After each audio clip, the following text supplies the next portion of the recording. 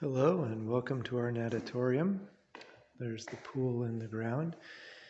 You may, if you're looking at this house, you're probably interested in the natatorium, which would be a reason why you would want to look at this house in particular. And that being the case, you might have researched a little bit and learned that there can be some problems with natatoriums due to the moisture. You're probably, if you're old enough to buy a house, you're old enough to know that moisture does not bode well with conventional construction and leads to all kinds of problems.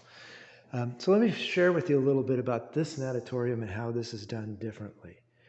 So when over the course of about a 2-year period, I researched quite a bit about natatoriums and searched to try to find somebody who could build one, and found that while there were some people willing to build them, they weren't going to do them right.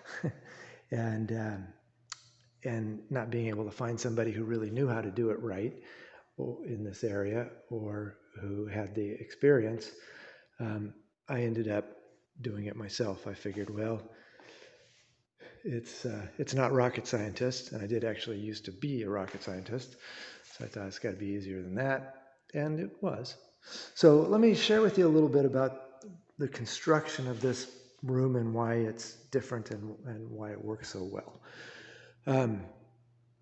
So starting with the construction, we talked a little bit about moisture being a problem. Here's what we've done to solve that problem. First of all, this building is incredibly tight.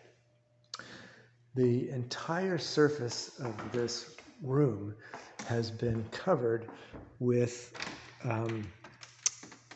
ice and water shield, also sometimes called pitchethane. And it's covered around the outside of the building, with the exception of the wall that is adjacent to the house.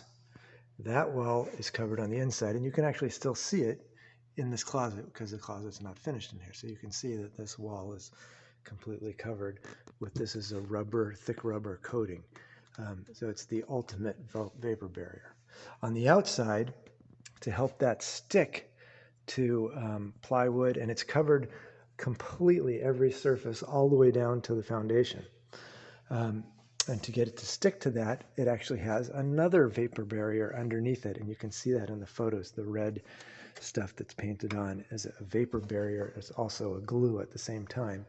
And so the entire building has been coated with this, and all the exterior surfaces were also coated with another vapor barrier. So this is an incredibly tight building. So that helps a lot. But the pool is going to generate moisture. Now you might notice it feels dry in here, and we'll talk about some of the reasons why that is. But nevertheless, as soon as you pull the cover off of a pool, it's going to release moisture into the air. And that moisture will go through walls and dry walls, things like that, and get into your insulation. There it will stay, and at some point, as you go through the insulation and during the winter, it's going to get to the place where it starts to get below the dew point. And of course, once water gets below the dew point, it condenses, and now you have condensed water on the inside of your building in your insulation, and that's where natatoriums start to fall apart. This natatorium, however, first of all, does not have any fiberglass insulation in it anywhere. Second of all, it has no insulation inside of any of the walls, with the exception of the wall that adjoins the house.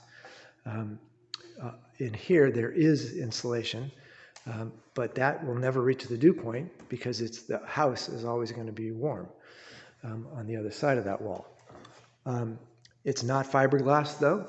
Inside of this is all, and you can actually see, is some kind of foam. It's a mixture of sheet foam and spray foam, and you can see some of the spray foam up there, which also continues onto the whole ceiling.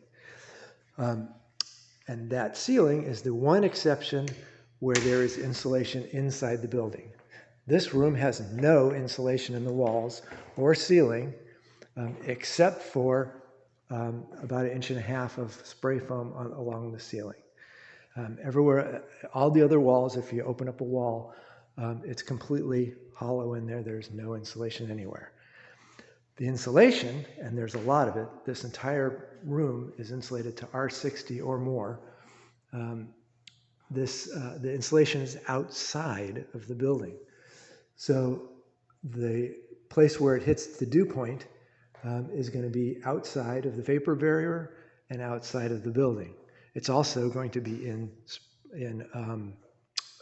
polyiso foam, not in any fiberglass. And that's why you see the walls are so thick. So you'll notice the walls of this room are incredibly thick. That's because there are three 3-inch sheets or 9 inches of polyiso, and they're staggered so that there's no seam stacking all throughout the entire exterior of this building. And that gets it to more than R60 actually, because each sheet is more than R20.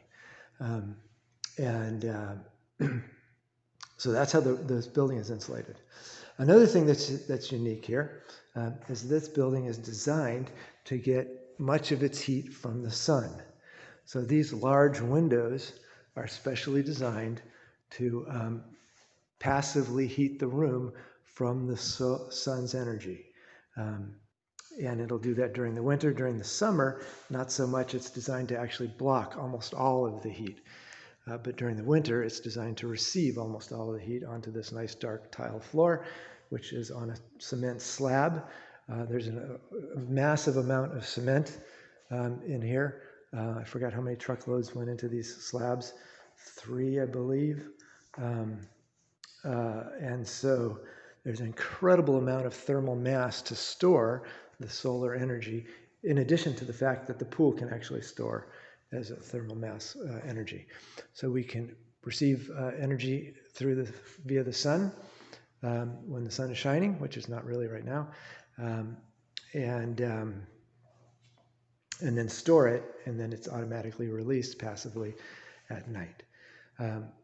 Also at night, when it does get cooler, especially in the winter, this room, and you've probably already seen them, has shutters that cover all of the windows and insulate the windows to keep the heat in so it doesn't get out at night. So during the day, the heat comes in through the window. At night, we try to keep the heat going out through the window.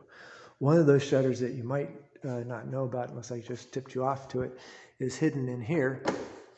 This comes down and forms a shutter in this space here against this wall, that window. Hides up like that. The other ones are more obvious, are stored right now. So that's a little bit about the exterior construction. I'll just give you a couple of quick things about the way that we deal with humidity through the HVAC system. So the heat that's not supplied by the sun is supplied by geothermal system, which is in our utility room here. And there's actually 3 systems, and I've got detailed videos explaining how all these work and how to maintain them and all that stuff. But just at the really high level, what happens here is when the pool cover is removed, humidity will be released. It gets picked up by this thermostat right here, humidistat on the wall, which then kicks on 2 of our 3 systems.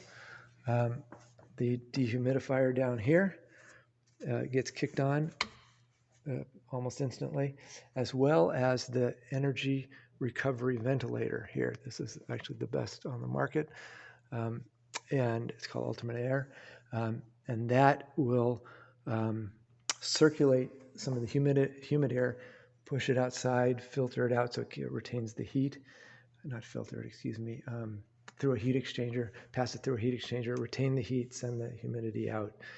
And those all come on automatically just by opening the pool cover or doing anything that will increase the humidity in the room. And then we also have our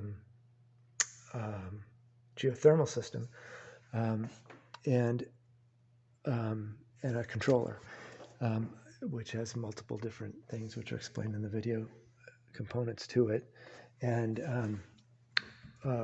if you've been inside maybe a public pool, even though those are supposed to be built to the ASHRAE specs that this room actually is built to.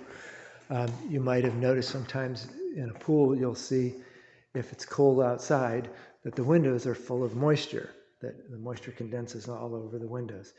And here, what we have to keep that from happening is all of the windows have linear diffusers across them and a sensor. And what we do is we pick up when the glass hits the, and you've probably never seen this in a pool design before, but when the glass hits the dew point, the sensor picks it up, sends it to the controller, and we start blowing cold air across all the windows so that we don't ever have condensation on the windows.